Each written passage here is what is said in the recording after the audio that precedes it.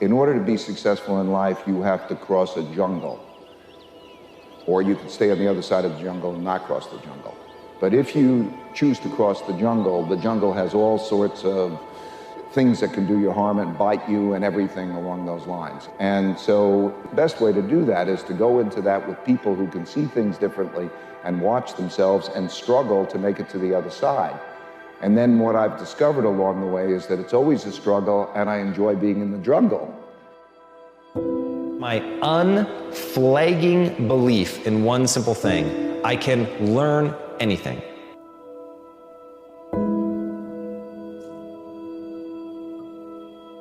I think people have to realize that they have to accept failure, but don't accept defeat. I think whenever you're trying to do something great, whenever you're trying to be successful, you're going to face failures, but it's those lessons in the failures that really take you to greatness.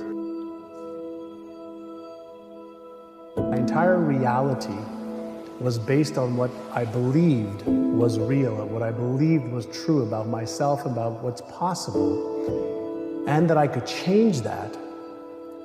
That's when my life started to change. And he said, if you start to change the way you think, and you start to learn every day for 1 hour to upgrade your knowledge and your skills, and then you take action every day on the things that are the most important instead of all the different things that you can do. 1 year, you'll be at a totally different destination. 5, 10 years, your life won't be the same.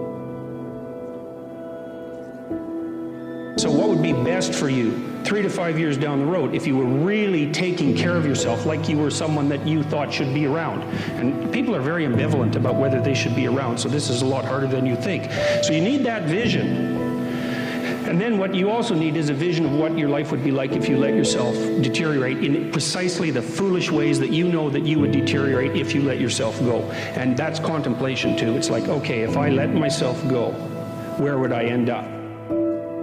Haven't developed grit yet. And so grit is the ability to persevere, to see things through, to go past the point at which it has stopped being fun and it becomes boring because you believe in your end goal enough, you're excited by what you're trying to accomplish so much that you're willing to fight through all of that difficulty. You're willing to fight through the boredom. You're willing to fight through the unease that arises when you step outside your comfort zone. You're doing things you're not good at and things that are boring. Those are the two things that I find kill most people. They just cannot handle the things that make them go, oh God, like I'm not very good at this and I'm feeling really badly about myself. And they forget that they can get good on a long enough timeline. And then two, inevitably, in any pursuit of greatness, in any endeavor where you're trying to gain mastery, you're gonna get bored. Because practice is repetition. It's doing something over and over and over and over to really train yourself to get to the point where you're truly exceptional. And there's just so much boredom inherent in that process. Primarily, we learn the most about ourselves and others when we're uncomfortable. Because the moment you move into that uncomfortable state, normally a program jumps in. When that program jumps in, it's because the person doesn't want to be in the present moment and engage it consciously. That is what starts the process of change. And so we have to unlearn before we relearn. We have to break the habit of the old self before we reinvent the new self. We have to unmemorize emotions that are stored in the body, then recondition the body to a new mind and to a new emotion. Progress to just keep getting better. Little incremental gains every day, every week, every month, every quarter.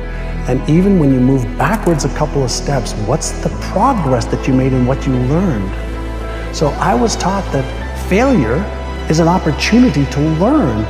And I was also taught to disassociate me being a failure from failing. If you get yourself in a state of certainty that this is gonna work, I'm gonna find a way, and if this doesn't work, I will make the way, then you tap a lot more potential. And when you're certain in your potential, you take massive action. When you take massive action, you really believe in something, you get great results.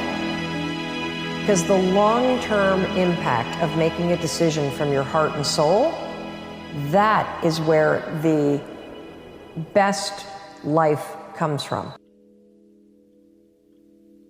The little voice in the back of your head that says it matters, it sees those outcomes down into the future, and it's telling you that it matters. And if you would like the positive outcome over the negative outcome, which is, like I said, your constant choice, you bloody well better sit down and do what you're supposed to. If you're interested, you'll do what's convenient. You'll come up with stories and excuses and reasons why you can't, and you'll use your education as an excuse, you'll use your stories as an excuse, you'll use all of that as your reasons why you can't. He says, but if you're committed, you will do whatever it takes. You'll let go of your stories, you'll let go of your excuses, you'll let go of all the reasons you currently have that are formulating your identity of yourself, and you'll learn how to let that go and become who you are destined to become. Why do most people fail? The answer is they never start.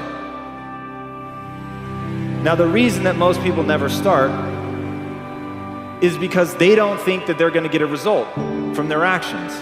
And then that's going to come down to a belief that they believe about themselves. I'm too stupid. I'm not good enough. I don't have the natural talent. That's why most people fail. The hard thing is taking the first step. Everything else is just persistence. Because so many times people have a tendency to devalue the moment, today. What they do is they greatly value the destination.